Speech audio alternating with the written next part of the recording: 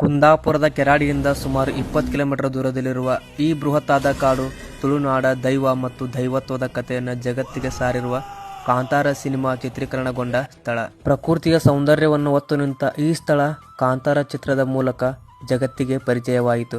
ಅದೊಂದು ನಿರ್ಜನವಾದ ಪ್ರದೇಶ. ಅಲ್ಲಲ್ಲಿ ಕಾಣುವ ಭತ್ತದ ಗದ್ದೆ, ಅಡಿಕೆ ತೋಟಗಳು, ಹಂಚಿನ ಮನೆಗಳು, ಮೇಲಕ್ಕೆ ಏರುತ್ತಿರುವ ಹೊಗೆ ಬೆಳಗಿನ ಮಂಜಿನ ಜೊತೆ ಸೇರಿ ಸ್ವರ್ಗದಲ್ಲಿರುವ ಅನುಭವವನ್ನ ನೀಡುತ್ತಿತ್ತು. ಮುಂದೆ ಹೋದಾಗ ಬೆಳಕಲ್ ತೀರ್ಥ ಎಂಬ ಫಲಕ.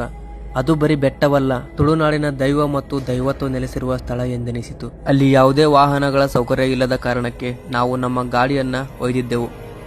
ಸ್ವಲ್ಪ ಪ್ರಯಾಣದ ನಂತರ ನಾವು ತಲುಪಿದ್ದು ಆ ದಟ್ಟವಾದ ಕಾಡಿಗೆ. ಆ ಸ್ಥಳವನ್ನ ನಾವು ಬೆಳಕಲ್ ತೀರ್ಥ ಎಂದು ಕರೆದರೆ ಸ್ಥಳೀಯರು ಅದೇ ಸ್ಥಳವನ್ನ ಗೋವಿಂದ ತೀರ್ಥ ಎಂದು ಕರೆಯುತ್ತಾರೆ. ಇದು ಕೇವಲ ಕಾಡಲ್ಲ, ಆತ್ಮಕ್ಕೆ ಕನ್ನಡಿ ಹಿಡಿದ ಜಗತ್ತಿನಂತಿತ್ತು. ಪ್ರಾರಂಭದಲ್ಲಿ ಇದ್ದ ಸಂತೋಷ, ಹುಮ್ಮಸ್ಸು ಮಾಯವಾಗಿ ಭಯದ ಜೊತೆಗೆ ಕಾಡಲ್ಲಿ ಏನಿರಬಹುದು ಎಂಬ ಕುತೂಹಲ ಹೆಚ್ಚಾಗಿತ್ತು. ರವಿಯು ಭೂಮಿಯನ್ನು ಸ್ಪರ್ಶಿಸಲು ವೃಕ್ಷಗಳೊಡನೆ ಯುದ್ಧ ಮಾಡುವಂತೆ ತೋರುತ್ತಿತ್ತು. ಮೈಯಿಂದ ಹರಿಯುತ್ತಿದ್ದ ಬೆವರ ಹನಿ ಕೊಂಚ ವಿಶ್ರಾಂತಿಯನ್ನು ಕೇಳುತ್ತಿತ್ತು.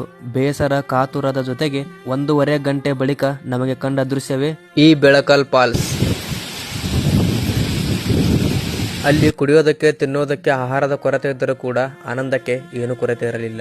ನೀವೇನಾದ್ರೂ ಈ ಜಾಗಕ್ಕೆ ವಿಸಿಟ್ ಮಾಡಿದ್ರೆ ಪರಿಸರದಲ್ಲಿ ಪ್ಲಾಸ್ಟಿಕ್ ಎಸೆಯಬೇಡಿ. ಇಷ್ಟು ಹೇಳ್ತಾ ಮುಂದಿನ ಸಿಗ್ತೀನಿ. ಅಲ್ಲಿ ತನಕ ಜೈ ಹಿಂದ್, ಜೈ ಕರ್ನಾಟಕ.